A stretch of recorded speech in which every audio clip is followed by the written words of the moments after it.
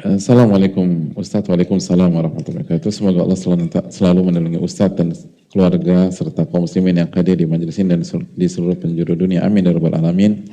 Dan jangan lupakan doakan Ibnu Jama' Al-Kinani rahimahullah. Lalu doakan para ulama kita yang lain, semoga Allah rahmati mereka semua. Amin ya rabbal alamin. Jika Allah menutupi aib seseorang berbuat curang, apakah itu bagian dari kasih sayang Allah kepada orang tersebut atau itu bagian dari azab karena belum Allah buka hidayah kepada orang tersebut? Jazakallahu khairan, barakallahu fikum. Fikum barakallah. Ini masih belum bisa kita hukumi secara utuh, tapi intinya bisa dari sisi kasih sayang, itu kasih sayang Allah Subhanahu wa taala. Tapi kalau kita nggak sadar juga, itu bisa berbalik menjadi istidraj, diulur lalu dijatuhkan. Jadi mumpung Allah masih tutup, istighfar kepada Allah, taubat kepada Allah dan perbaiki. Dan kalau itu hak orang, ganti.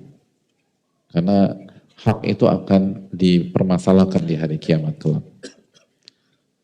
Jadi segera istighfar, segera taubat dan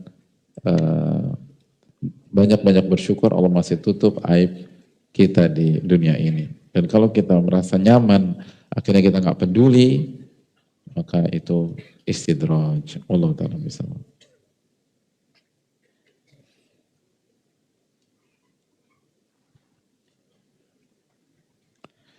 Assalamualaikum warahmatullahi wabarakatuh. Waalaikumsalam warahmatullahi wabarakatuh.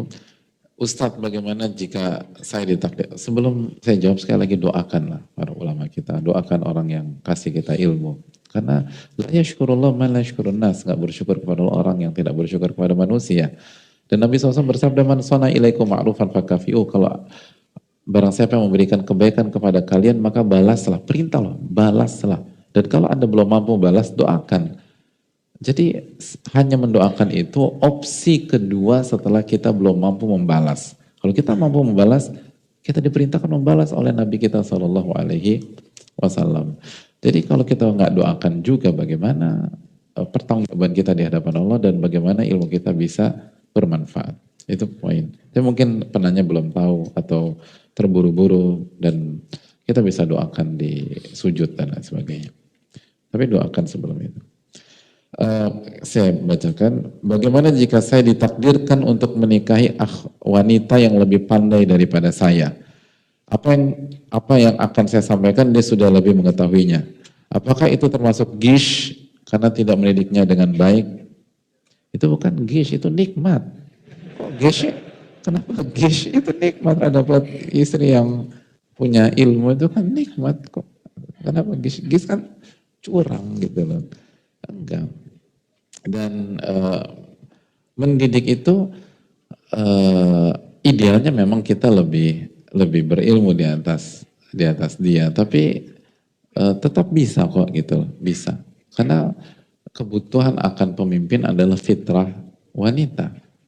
Kebutuhan akan pemimpin adalah fitrah wanita. Dan pemimpin seringkali bisa jadi tidak menguasai seluruh bidang dari pihak-pihak yang dia pimpin gitu loh. Emang semua presiden menguasai seluruh kementerian atau departemen? Enggak. Tapi mereka ngerti bagaimana memimpin dan mendapatkan poin-poin inti dan membuat sebuah keputusan dan mengarahkan setiap expert yang ada di bidang tersebut. Jadi nggak usah berkecil hati, tetap jalankan kepemimpinan itu. Wallahu ta'ala alam bisawab. Bagaimana Usama bin Zaid pernah memimpin dan yang dipimpin diantaranya Umar bin Khattab radhiyallahu ta'ala an. Dan kalau kita tanya mana yang lebih alim, Umar bin Khattab atau Usama bin Zaid? Umar bin Khattab. Dalam kafilah yang diutus oleh Nabi SAW, Usama bin Zaid memimpin Umar bin Khattab dan beberapa sahabat besar. Bisa aja. Tetap harus semangat.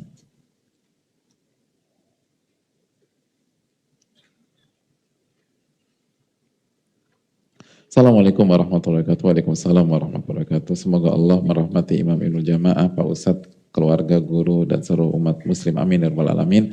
Bismillah, Afwan Pak Ustadz izin bertanya apa bedanya curang yang sedang kita bahas malam ini dengan curang yang ada dalam surat Al-Mutaffifin ayat 1. Pak Ustadz, syukran, jazakallahu khairan wa iyyakum. Iya, salah satu dalil yang digunakan, yang dijelaskan para ulama sebagai dalil haramnya gish adalah surat Mutaffifin di awal-awal surat tersebut. Wailul lil mutaffifin alladzina idza iktalu 'alan nasi yastawfun wa idza kaluhum aw wazanuhum yukhsirun. Wail atau kecelakaan atau lembah di neraka bagi mutaffifin. Siapa mutaffifin? Dua ayat berikutnya dijelaskan sebagian ulama adalah sampel, yaitu orang yang kalau dia menjual dan dalam takaran yastaufun, dia minta timbangannya dan takarannya perfect sempurna. Wa idza kaluhum aw wazanu yukhsirun. Tapi kalau sebaliknya giliran dia menjual, dia kurangi. Nah, ini sebagian ulama mengatakan ini sampel. Yang benang merahnya atau poinnya adalah orang yang jika berkaitan dengan haknya, dia nuntut haknya 100%.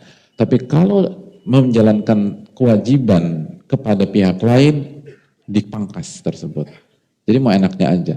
Makanya para ulama mengatakan termasuk dalam rumah tangga, suami yang menuntut istrinya untuk memenuhi haknya 100% tapi lupa mendidik istri, memberikan nafkah kepada istri, itu wailul lil mutaffifin. Istri yang menuntut suaminya untuk tampil sebagai pemimpin hebat dan seterusnya tapi lupa untuk nurut sama suaminya kecuali bermaksiat, itu wailul lil mutaffifin. Jadi semuanya demikian.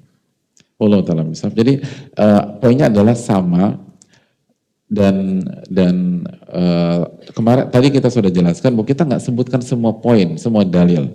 Tapi kita sebutkan beberapa poin yang kalau kita Allah kasih taufik untuk paham poin tersebut, maka insya Allah akan kasih taufik untuk memahami contoh-contoh lain. Artinya kan simpel.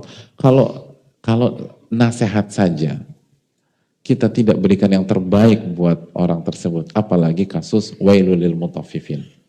Jadi kalau hanya dalam masalah nasihat, orang minta nasihat sama kita tahu dua opsi, lalu kita kasih bukan yang terbaik, kita bisa dikategorikan gish, lalu bagaimana dengan jelas-jelas al-mutaffifin. Ini yang bisa disampaikan, jazakallahu khairan, semoga Allah kasih taufik kepada kita. Allahumma inna nas'aluka ilman nafi'an wa na'udzubika min ilmin la yanfa'.